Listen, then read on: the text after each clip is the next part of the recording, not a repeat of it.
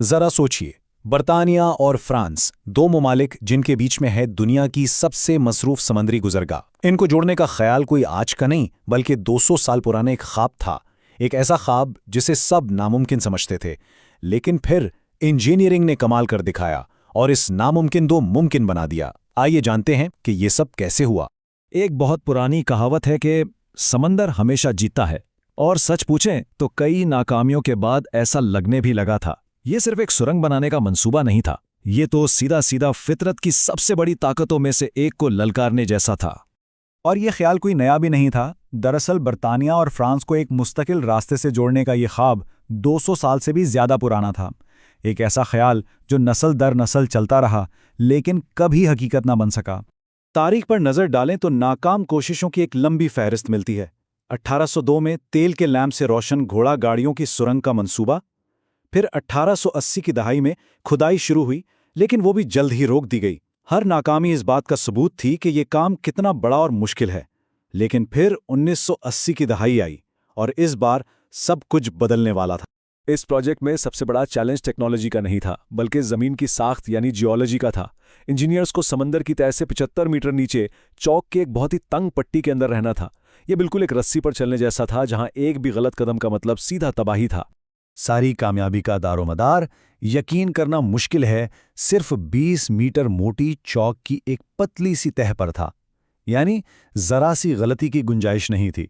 अगर मशीनें कुछ मीटर ऊपर चली जाती तो बस मसामदार चट्टान से पानी अंदर और एक खौफनाक सैलाब, और अगर कुछ मीटर नीचे तो चिपकने वाली मिट्टी इन देवहैकल मशीनों को हमेशा के लिए निगल लेती। ये कोई मामूली रिस्क नहीं था, ये इंजीनियरिंग की तारीख का शायद सबसे बड़ा जुआ। अब सवाल ये था कि इस आर्जियाती चैलेंज से निमटा कैसे जाए। इसके लिए बनाए गए इंजीनियरिंग के देवहैकल शाहकार यानी टनल बोरिंग मशीनें या टीबीएम्स। इस कहानी के असल हीरो तो यही हैं।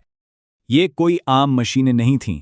हर टीबीएम 1000 टन वजनी चलती फिरती जेरे जमीन फैक्ट्री थी, और ये खास तौर पर सिर्फ और सिर्फ इसी एक काम के लिए बनाई गई थी, समंदर के नीचे चट्टान को काटकर रास्ता बनाना। और इनका काम करने का तरीका भी हैरान अंगेज था। ये एक मुसलसल ना रुकने वाला अमल था। आगे से चट्टान को पीसना, साथ ही साथ मलबे को पीछे भेजना और फौरन अपने पीछे कंक्रीट की मजबूत दीवारें बनाते जाना। ये एक ऐसा मैकेनिकल रक्स था जो दिन रात 24 घंटे जारी रहता था। यहाँ एक दिलचस्प बात यह है कि बरतानवी और फ्रांसीसी टीमों ने एक जैसी मशीनें इस्तेमाल नहीं की।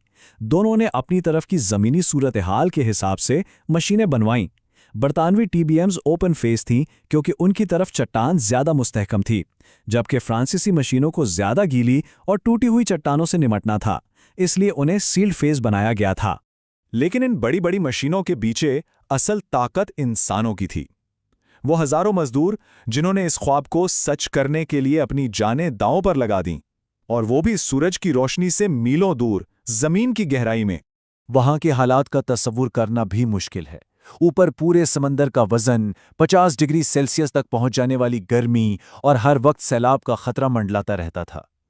यह सिर्फ एक नौकरी नहीं थी, यह हर रोज बका की एक नई जंग थी।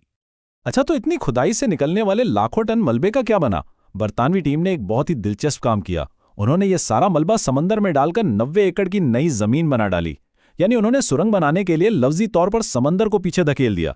कई सालों की मुसलसल खुदाई के बाद आखिरकार वो लम्हा आ गया जिस पर सब कुछ टिका हुआ था। दो टीमें, दो मशीनें जमीन की तारीकी में एक दूसरे की तरफ बढ़ रही थीं, और उम्मीद सिर्फ एक थी कि वो बिल्कुल सही जगह पर मिल जाएं। यही तो सबसे बड़ा सवाल था। 39 किलोमीटर की खुदाई, अरबों पाउंड का खर्च, हजारों लोगों की मेहनत। अगर वो जरा सा भी चूक जाते तो ये सब कुछ जाया हो जाता। नाकामी की कोई गुंजाइश ही नहीं थी। और जब वो आखिरकार मिले तो उनके दरमियान फासला आधे मीटर से भी कम था। सोचिए जरा, 39 किलोमीटर की खुदाई के बाद इतनी मामूली गलती। ये इंजीनियरिंग की तारीख की सबसे नाकाबिल यकीन कामयाबियों में से एक है। 1 दिसंबर 1990 तारीख में पहली बार बरतानिया और यूरोप की सरजमीन आपस में जुड़ गईं। ये एक तारीखी लम्हा था, एक ऐसा मुसाफा जिसकी गूंज पूरी दुनिया ने सुनी। लेकिन इस तारीखी कामयाबी की एक बहुत भारी कीमत भी थी। माली लागत अंदाजे से तकरीबन दोगुनी होकर 9.5 बिलियन पाउंड तक पहुंच गई, और इससे भी बड़ी कीमत इंसानी जानों की सूरत में अदा की गई। इस मंसूबे की तकमील के दौरान 11 कारकुन अपनी जान से हाथ धो बैठे। अब बात करते हैं सुरंग की मीरास की और ये कि कैसे इसके डिज़ाइन को एक बहुत ही कड़े इम्तिहान का सामना करना पड़ा। देखें, इस सुरंग के डिज़ाइन में हिफाजत को सबसे ज़्यादा अहमियत दी गई थी। जो तीसरी मरकजी सर्विस टनल है, वो दरअसल एक लाइफलाइन है। हर चंद 100 मीटर के फासले पर हंगामी हालत में निकलने के रास्ते हैं। ये पूरा निज़ाम बद से बदतरीन सूरत हाल को जहन में रखकर बनाया गया था। और 1996 में बदतरीन सूरत हाल पैदा हो ही गई। सुरंग में एक ट्रक में आग लग गई, लेकिन हिफाजती निज़ाम ने बिल्कुल वैसे ही काम किया जैसा उसे करना चाहिए था। सर्विस टनल एक महफूज पनागाह बन गई और उसने हर एक की जान बचाई, जिससे यह साबित हो गया कि डिज़ाइन वाकई एक कामयाबी थी। आज चैनल टनल की वजह से सफ़र में एक इनकलाब आ चुका है। लंदन से पेरिस का सफ़र बजरिया ट्रेन अब हवाई जहाज से भी तेज़ है। शहर के एक मरकज से दूसरे मरकज तक का सफ़र सिर्फ 2 घंटे से कुछ ज़्यादा वक्त में तय हो जाता है। आखिर में चैनल टनल सिर्फ कंक्रीट और फौलाद का एक ढांचा नहीं है, ये इस बात का जीता जागता सबूत है कि जब इंसान मिलकर किसी मकसद के लिए काम करें तो क्या कुछ मुमकिन है। ये हमें याद दिलाता है कि कल जो नामुमकिन लगता है वो आज की हकीकत बन सकता है। तो सवाल यह है कि अगली कौन सी नामुमकिन रुकावट है जिसे अबूर किया जाएगा।